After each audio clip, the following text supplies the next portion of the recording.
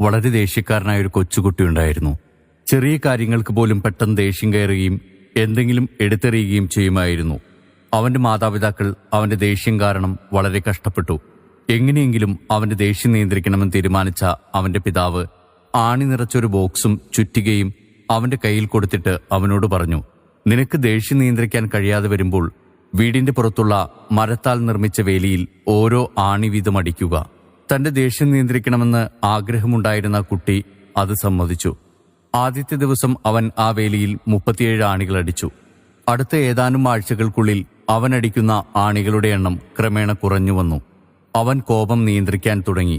ആണികൾ വേലിയിൽ അടിക്കുന്നതിനേക്കാൾ എളുപ്പത്തിൽ ദേഷ്യം നിയന്ത്രിക്കാൻ കഴിയുമെന്ന് അവൻ കണ്ടെത്തി. അങ്ങനെ ആ ദിവസം വന്നെത്തി.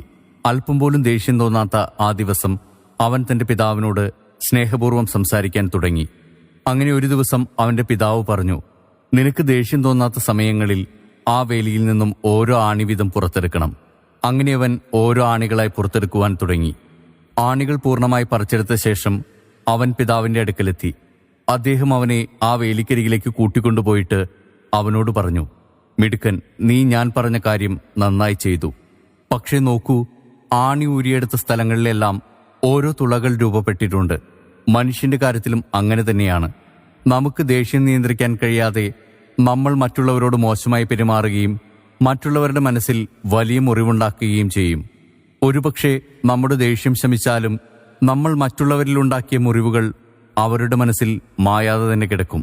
അതുകൊണ്ട് ദേഷ്യം നിയന്ത്രിക്കാൻ നമുക്കും ശീലിക്കാം.